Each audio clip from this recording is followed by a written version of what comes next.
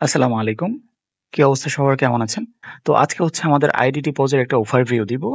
এটার মধ্যে কি ফিচার আছে এবং আমাদের সম্মানিত গ্রাহকরা যারা আছেন, ওনারা আ অলরেডি যে সফটওয়্যারগুলো ইউজ করতেছেন বাংলাদেশে লোকালি চলমান, সেই সফটওয়্যারগুলো থেকে কি বিষয়ে আইডিটি পজটা বেটার এবং যারা হচ্ছে সফটওয়্যারের জগতে আসতে চাচ্ছেন বা যারা হচ্ছে তাদের শপ বা তাদের প্রতিষ্ঠানকে একটা সিস্টেমের মধ্যে খুব সিম্পলি আ একটা প্রসেসের মধ্যে নিয়ে আসতে চাচ্ছেন, তাদের জন্য আইডিটি পজটা আসলে কিভাবে হেল্প করতে পারবে?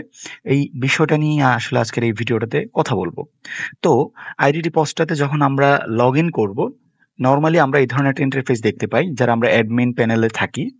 আ এই ধরনের ইন্টারফেসের মধ্যে বেসিক্যালি হচ্ছে এখানে total sale, net, uh invoice due, total sale return, total purchase due, total purchase return, expense ইত্যাদি রিপোর্ট দেখায়।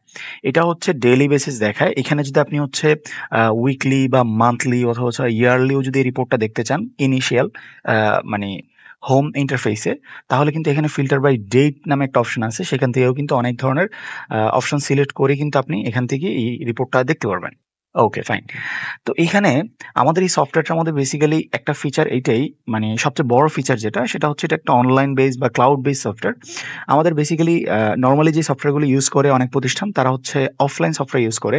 এতে করে প্রবলেম যেটা হচ্ছে নির্দিষ্ট একটা ডিভাইসের বাহিরে কিন্তু সেই সফটওয়্যারের রিপোর্ট বলেন বা ইনিশিয়াল হিসাব নিকাশ বলেন সেগুলো শো করে না। আবার অনলাইন সফটওয়্যারের মধ্যে অনেকে যে টুকিটাকি প্রবলেমগুলোর কথা বলে, যেমন কারেন্ট না থাকলে, নেট না থাকলে আসলে কি হবে? আমাদের মোবাইলে যেহেতু বর্তমানে কন্টিনিউয়াসলি ডাটা থাকে, এটা কিন্তু জাস্ট হটস্পটের মাধ্যমে কম্পিউটারে চালানো যাবে। অথবা আমাদের মোবাইল থেকেও কিন্তু এই সেইম সফটওয়্যারটা কন্ট্রোল করা যাবে। তো আই থিংক অনলাইন সফটওয়্যারটার মধ্যে অনেক বেশি ফিচার এবং অনেক বেশি সুবিধা সম্বলিত হওয়াতে এই ছোট্ট একটা ইস্যু এখানে আসলে বেশিক্ষণ টিকতে পারবে না। ওকে, ফাইন। আমরা হোম পেজের মধ্যে আরো কি দেখতে পারবো?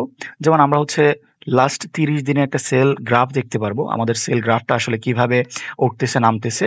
এতে করে কিন্তু আমাদের ইনিশিয়াল একটা রিপোর্ট এখান থেকে বের হয়ে যাবে যে আমরা আসলে আমাদের সেলটা কিভাবে আসতেছে, এখান থেকে আমরা কিভাবে পাচ্ছি, হ্যাঁ?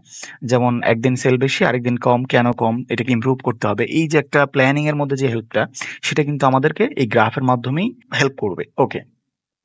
কারেন্ট ফাইন্যান্সিয়াল ইয়ার বিগত বছরের সাথে এই বছরের মান্থলি যেই গ্রাফটা সেটাও কিন্তু এখানে শো করবে। আপনারা যদি দেখতে পারবেন যে এই পুরা ফাইন্যান্সিয়াল ইয়ারের মধ্যে জানুয়ারি থেকে শুরু করে কোন মাস কতটুকু কি গ্রো করলো না করলো সেলের দিক থেকে সেটা এখানে দেখাবে। ওকে। সেল পেমেন্ট ডিউ, আমরা হচ্ছে কাস্টমারদের যে টাকাটা পাবো এখানে হচ্ছে সেই ডিউ লিস্টটা এখানে শো করবে। এখানে যেহেতু আমার কোনো ডিউ নাই, এই কারণে শো করছে না। আর পারচেজ পেমেন্ট ডিউ সেইম, আপনার কোনো সাপ্লায়ারের কিছু টাকা ডিউ থাকে সেটা এখানে শো করবে। ওকে। প্রোডাক্ট স্টক অ্যালার্ট, এটা খুব ইন্টারেস্টিং একটা পার্ট। আমি যদি একটু ব্যাখ্যা করে বলি যে আমাদের স্টকে কিছু প্রোডাক্ট থাকে যেগুলো আমরা মানে কন্টিনিউ সেল হয়। তো এই একটা প্রোডাক্ট ধরেন হচ্ছে আপনার স্টকে একটা প্রোডাক্ট খুব randomly সেল হয়। এটা যদি স্টকে ৫ পিসে চলে আসে, তখনই কিন্তু আপনার নতুন করে আবার সাপ্লায়ারের কাছে অর্ডার করে চালানটা নিয়ে নিতে হবে বা নতুন করে স্টক করে ফেলতে হবে। না হলে কিন্তু এটা স্টক শেষ হয়ে যাওয়ার চান্স আছে বা হুট করে এটা নাই হয়ে গেলে কাস্টমার এসে ফেরত যাওয়ার সম্ভাবনা আছে। তো ওই সিচুয়েশনটাতে এখানে কিন্তু আপনাকে স্টক অ্যালার্ট দিবে যে আপনার ওই প্রোডাক্টটা এত পিস আছে, এখন নতুন করে কেনার টাইম। এই যে কোন প্রোডাক্টটা স্টকে কত পিসে আসলে অ্যালার্ট দিবে সেটা কিন্তু আপনি প্রোডাক্ট এন্ট্রির সময় কিন্তু বলে দিতে পারবেন। যেমন কোনো প্রোডাক্ট ১০ পিসে আসা মানেই হচ্ছে স্টক অ্যালার্ট দিতে হবে যে ১০ পিস আসলেই নতুন করে চালান নিতে হবে। আবার কিছু প্রোডাক্ট আছে যেটা ১ পিসে আসলে সেটা স্টক অ্যালার্ট দিবে। কিছু প্রোডাক্ট আছে ১০০ পিসে আসলে স্টক অ্যালার্ট দিবে। হোয়াটএভার আপনার চাহিদা অনুযায়ী স্টক অ্যালার্ট নাম্বারটা কিন্তু আপনি সেট করে নিতে পারবেন প্রোডাক্ট এন্ট্রির সময়। ওকে।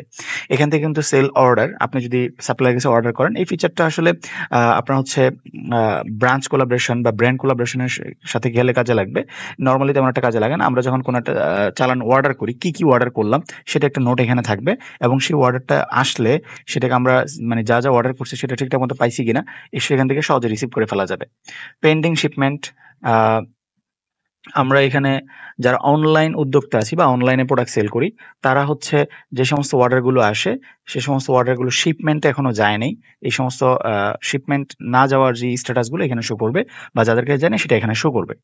তাহলে কিন্তু দেখেন আপনি হোম পেজের মধ্যে মোটামুটি টোটাল একটা বিজনেস সামারি পেয়ে যাচ্ছেন 1 ক্লিকে। ওকে।